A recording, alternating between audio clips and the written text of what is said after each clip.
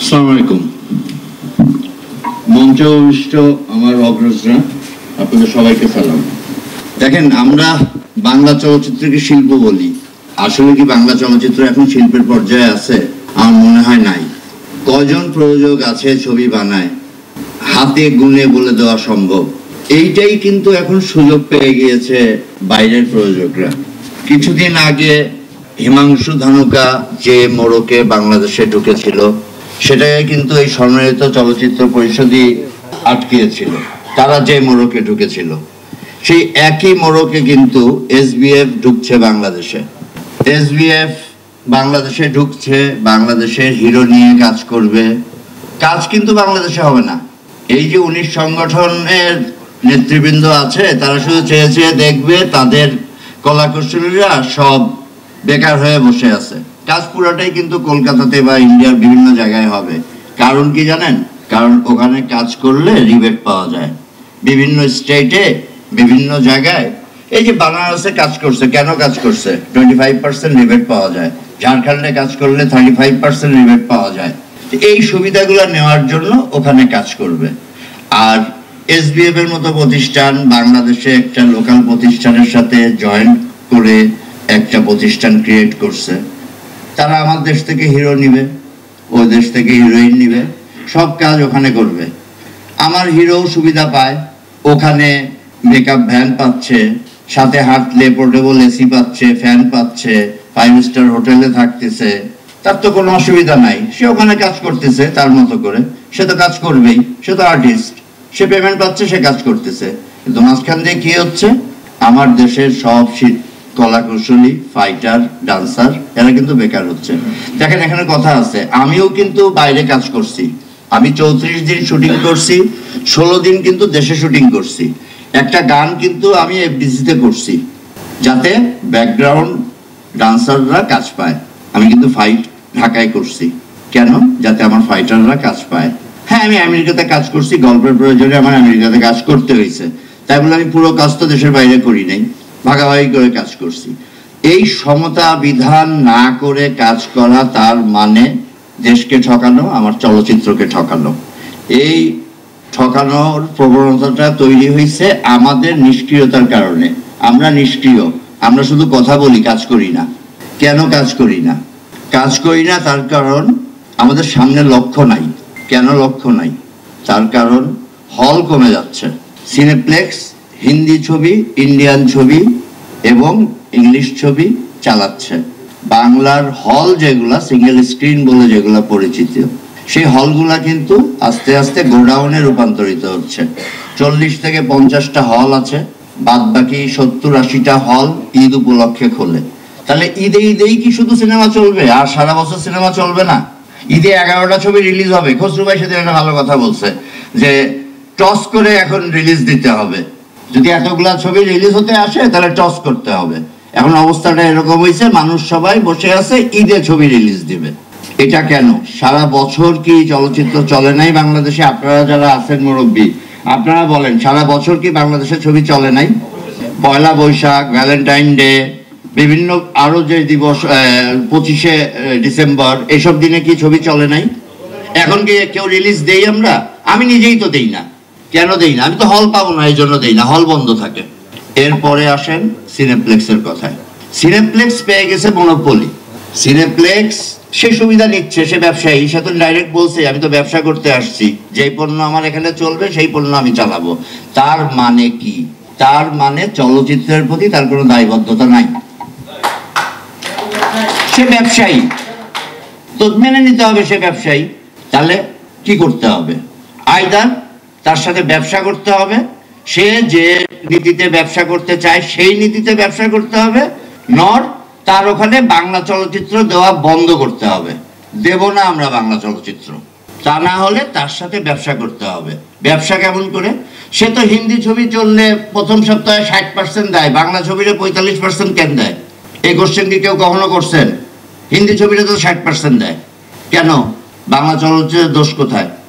সে বাংলাদেশের মানুষ, বাংলাদেশের এমপি, জাতীয় সংসদের এমপি, মহান জাতীয় সংসদের এমপি, কিন্তু বাংলা চলচ্চিত্রকে মনে হয় না ভালোবাসে। বাংলা চলচ্চিত্রকে ভালোবাসলে দুটা ছবি বানানোর পরে তৃতীয় ছবিটাও বানাইতো। সে ছবি বানায় না, সে ব্যবসা করে। তো ব্যবসায় যদি করবেন তাইলে এক্সাক্ট ওয়েতে ব্যবসা করেন। ট্যাক্স কাটলে ট্যাক্সের রিসিট দেন, ভ্যাট কাটলে ভ্যাটের রিসিট দেন, সেটাও কিন্তু দেয় না। সে ট্যাক্স কেটে আমাকে চেক দিচ্ছে, সেই চেক আমার অ্যাকাউন্টে জমা হচ্ছে, আমাকে তার এগেনস্টে আবার ট্যাক্স দিতে হচ্ছে। এই উত্তর তার কাছে নাই। কেন? আমরা কখনো কোশ্চেন করছি সম্মিলিতভাবে? ট্যাক্সের সার্টিফিকেট দেন আপনি, সিনেমার টিকিট বিক্রির টাকা থেকে আপনি যে ট্যাক্সটা কর্তন করলেন সেই সার্টিফিকেটটা দেন। আমরা কেউ কোশ্চেন করছি? কোনোদিন কোশ্চেন করি নাই। কেন করি নাই? কারণ আমরা দুর্বল। আমাদেরকে সবল হতে হবে। বাংলা চলচ্চিত্রকে বাঁচাতে গেলে এখন সবল হতে হবে। আমি খসরু ভাইকে, জন্টু আঙ্কেলকে, শাহিন ভাইকে, অচ্ছু আঙ্কেলকে রিকোয়েস্ট করব যে আপনারা কয়েকজন মুরব্বী মিলে একটু বসেন, আমরা আলোচনা করি। রাস্তা অনেক কিছু আছে, রাস্তা আমার ক্ষুদ্র জ্ঞানে কিছু রাস্তা আমি বলতে পারবো। আমি খসরু ভাইয়ের সাথে কিছু শেয়ার করছি। আমি চাই এটা বৃহত্তর পর্যায়ে নিয়ে যেতে, সিনেপ্লেক্সকে একটা রেগুলেশনের মধ্যে আনতে। সে কিন্তু কোনো রেগুলেশনের মধ্যে নাই, এই মুহূর্তে কোনো রেগুলেশনের মধ্যে নাই, কোনো ল নাই, কোনো এগ্রিমেন্ট করে সে ছবি চালায় না। আমরা এক প্রকার বেনিয়া তার কাছে, সে চুষে খেয়ে যাচ্ছে। তো এই ব্যাপারগুলো খুব দ্রুত সলভ হওয়া দরকার। কুরবানি ঈদের আগে হয়তো আর হচ্ছে না, কারণ কুরবানি ঈদে ছবির আধিক্য নাই, একটাই ছবি আসতেছে। সেই ছবি কিভাবে কাজ হয়েছে সেটাও আমরা জানি। সেই ছবি ইন্ডিয়ার ফাইন্যান্স, ইন্ডিয়াতে কাজ, সেই ছবি কত টাকা খরচ করছে সেটা আমরা যেটা সোশ্যাল মিডিয়ায় দেখছি 8 কোটি 10 কোটি টাকা। আমি একটা যদি কোশ্চেন করি, 8 কোটি 10 কোটি টাকা আপনি ওইখানে নিছেন কেমনে? আপনি কি এনবিআর এর ছাড়পত্র নিছেন? আপনি কত টাকার ছাড়পত্র নিছেন আপনি দেখান আমাকে। আমিও জানতে পারবো যে এভাবে টাকা নেওয়া সম্ভব। আমারও তো রাস্তা দরকার, আমারও ইন্ডিয়াতে শুটিং করা দরকার, আমারও তো শেখার আছে। আমি তাদের কাছ থেকে শিখতে চাই কি 60 লাখ না 70 লাখ না 80 লাখ টাকা বাংলাদেশের এনবিআর কে দেখায় ওখানে 8 কোটি 10 কোটি টাকার ছবি বানালো। এই শুভঙ্করের চালটা কি, আলাদিনের চেরাগ কি করে পাইলো আমি তো বুঝি না। আমি তো এই রাস্তা আবার জানা নাই। আমি তো আমেরিকায় করছি, বৈধ টাকা নিয়ে সমস্ত কিছু ক্লিয়ার করে নিয়ে কাজ করছি। তো বিদেশে কাজ করার একটা নিয়ম নীতি তো আছে, এখানে সবাই জানে। এই যে অলিক বসে আছে, অলিক যখন আমি আমেরিকায় কাজ করতে যাব, অলিক আমারে বললো আদনান ভাই আপনি কি বিপদে পড়ছেন, আপনি আমেরিকায় কাজ করবেন। অলিক বলছিলেন আপনি? আমি বলছি অলিক আমি সমস্ত নিয়ম নীতি মেনে টাকা নিয়ে যাব। সমস্ত নিয়ম নীতি মেনে টাকা নিয়ে গেছি পররাষ্ট্র মন্ত্রণালয়ের থ্রু দিয়ে, সেটাও তুমি জানো। তো আসলে কি সৎ থাকার ইচ্ছা থাকতে হয়, সর্বোপরি দেশকে না ঠকানোর ইচ্ছা থাকতে হয়। দেশকে কেন ঠকাবো? দেশের যেটা প্রাপ্য সেটা দেই না কেন দেশকে? এখানে দেখানো হয়েছে শাকিব খানের রেমুনারেশন কত বাংলাদেশে পেমেন্ট হয়েছে, চঞ্চলের রেমুনারেশন বাংলাদেশে পেমেন্ট হয়েছে, বাদ বাকি টাকা ওখানে।